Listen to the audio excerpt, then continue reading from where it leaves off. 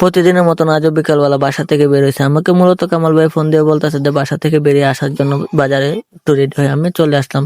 আমাকে নিয়ে এক জায়গায় ঘুরতে যাবে, তার জন্য আমি চলে আসলাম। আমার আসতে একটু লেট হয়েছে, তার জন্য বসেছে। তারপর আসার পরে গাড়ি ছেড়ে দেয়। ওরা অল্প কিছুক্ষণ ড্রাইভ করার পর চলে এসে আমরা আমাদের সাতগাঁও বাজারে। এই হচ্ছে ভাঙ্গার পর সাতগাঁও বাজারের এই অবস্থা। ভাঙ্গার পরে দেখতে কিরকম কিরকম লাগতেছে, সুন্দর লাগতেছে না। তারপরে এদিক দিয়ে এসে দেখতেছি সাতগাঁও বাজারে কাজ চলতেছে রাস্তায়, তার জন্য যানজট লেগেই থাকে। তারপর আমরা অনেকক্ষণ চালানোর পর আমরা মেইন রোডে চলে আসি।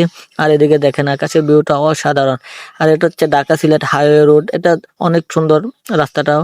তারপর আমরা অনেকক্ষণ চালানোর পর চলে আসি আমরা শ্রীমঙ্গল স্টেশন, হবিগঞ্জ রোড। তারপর এখান থেকে আমরা যাব মূলত শ্রীমঙ্গলের ভাইরাল জায়গায় যাওয়ার জন্য মূলত উদ্দেশ্য আমাদের। তারপর চলে আসলো বানুগাছ রোড।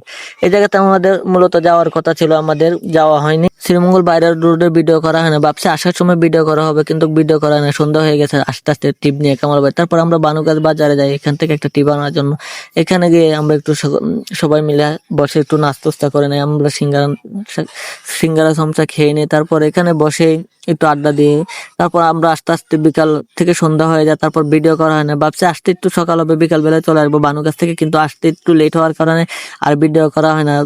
আরেকদিন যাওয়া হবে কামাল ভাইয়ের সাথে, তারপর সেদিন দেখাবো শ্রীমঙ্গলের ভাইরাল রাস্তাটা।